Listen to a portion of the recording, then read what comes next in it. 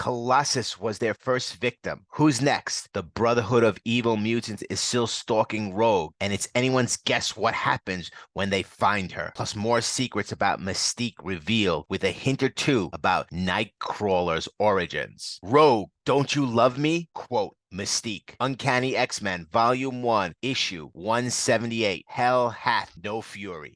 Shadowcat has stumbled upon the Brotherhood of Evil Mutants' handiworks. Colossus, superheated and then flash frozen to near absolute zero, a condition which almost certainly means Peter's death. Desperate, she mentally calls out Professor X for help. At the mansion, Professor X hears, and knowing that it is the Brotherhood, is careful not to alert Rogue. In the danger room, Storm and Wolverine are testing Wolverine's precision. He manages to nick her cape from her as she flies by at high speed without hitting her person. Storm is talking much like Yukio. The professor contacts them, but their telepathic discussion is cut short by a powerful psychonic scan. Storm carries Wolverine to quickly cover the distance between Salem Center and New York City. Kitty is pulling herself together where Colossus stands as a mute statue when she remembers Reed Richards had recent device documented in Scientific America that might help. She tries calling ahead from a payphone only to discover the Fantastic Four aren't in. She hops in a cab and tells the driver to head for the Baxter building. Elsewhere, the Morlocks, Callisto, Mask, and Sunder stand about the body of a homeless young woman in an alley. Callisto enigmatically predicts there will be one more Morlock before the night is through, and Masque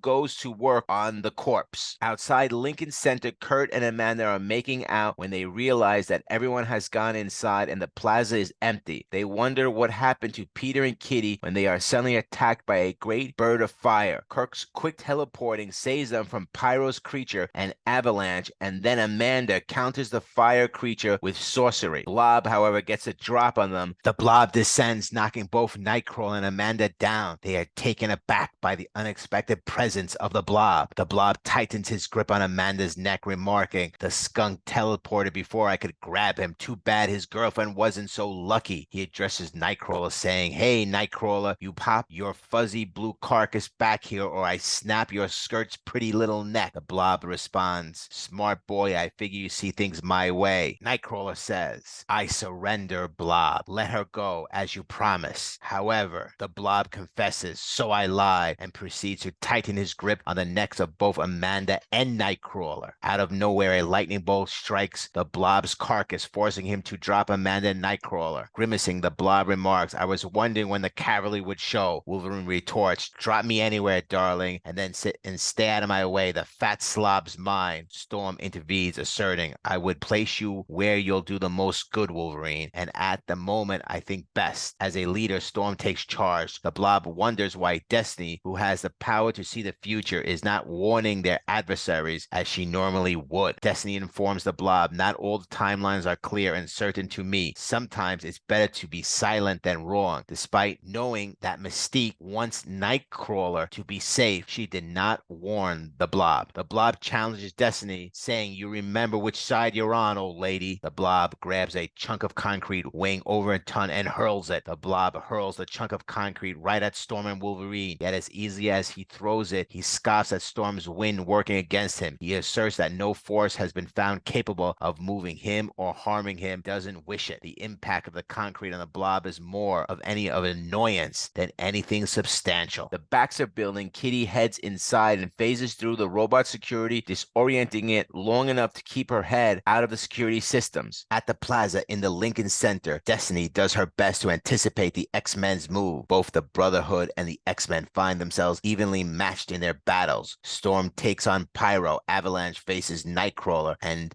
Amanda, and Wolverine engages in a battle with the Blob. Meanwhile, Destiny focuses on anticipating the next move for the evil mutants. Unfortunately, it's one thing to warn a teammate that Nightcrawler is about to teleport away from his punch, and it's something else altogether for him to react swiftly and effectively enough to intervene. Nightcrawler sees the opportunity, giving Avalanche no chance. It delivers a barrage of punches. The Blob Blob mocked. You got a midget brain to go with that pint-sized body, runt. Even though Hulk can't flatten me, what makes you think you can do any better? How about I fall on you, shorty? We'll see how good those fancy bones of yours really are. Wolverine attempts to strike the seemingly immovable Blob, but ends up bouncing off of him. Storm reflects inwardly, acknowledging Pyro is resorting to a direct assault. He's attempting to burn me out of the sky with a beam of fire. I cannot shatter it with my winds as I would with a flame beast. Storm declares I shall have to drown it out instead with a monsoon. Pyro, caught off guard, thinks I've never imagined the weather could pull a stunt like this. The rain is pouring so intensely that he can hardly stand. Storm enhances the storm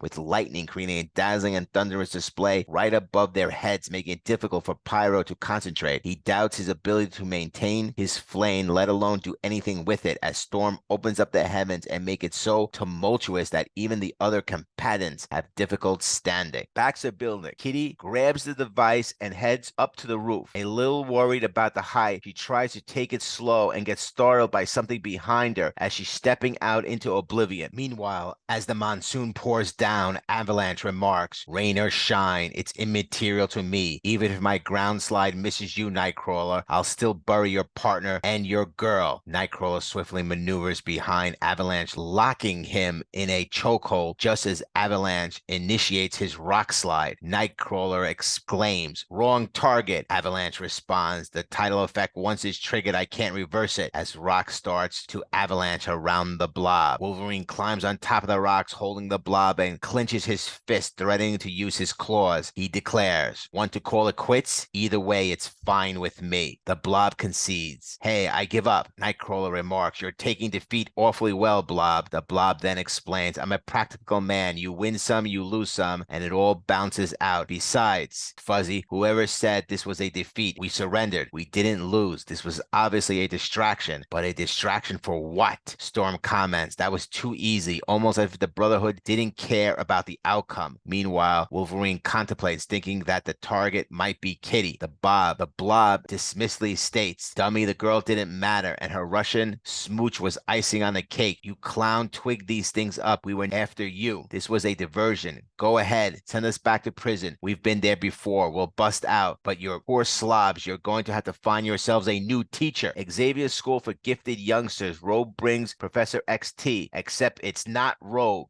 Xavier notices the psychonic damper and beats it out at the last second to change what would be a fatal shot into a grazing hit. The real Rogue walks in on Mystique getting ready for the kill, and then they have a confrontation. Rogue pours her heart out. "For you, of course. Did you think I was going to let Xavier steal my daughter and get away with it? He didn't kidnap me. Whatever gave you that idea? I thought you understood, Mystique. Oh, come on. Of my own free will. How would you know, Rogue? With his accursed mental powers, Xavier could make you believe or do anything. Oh, I won't let you kill him. It's wrong. You're wrong. Stand aside, girl. Why won't you ever listen to me? Am I so little in your eyes that you rather see me take responsibility for my own life, make my own decisions for myself, and accept the consequences? You sooner believe I was brainwashed, forced to do it by someone else? Why did you leave me then? Rogue, don't you love me?" "Of course I do, Mystique. You're my mother, and I never had. This has nothing to do with love. Can you help me? My powers out of control.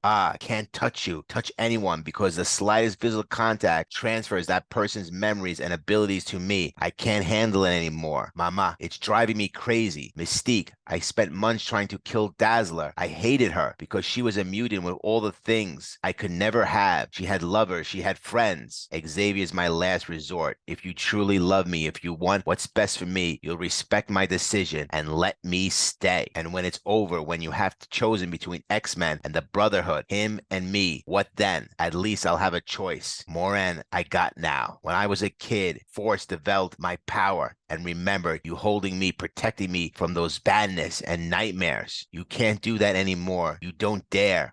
Want to be normal, Mystique. If nothing else, I want a chance. Is that so much to ask?" At the Lincoln Center, Mystique contacts the X-Men and offers to trade Xavier's life for the freedom of her Brotherhood. Storm agrees, and Blob laughs about how they still nailed Colossus. Destiny makes a dire prediction about Kitty Pryde and the Baxter building. On the sidewalk outside the Baxter building, Kitty Pryde lies broken from the fall. Next issue, Uncanny X-Men, Volume 1, Issue 179. What happened to Kitty?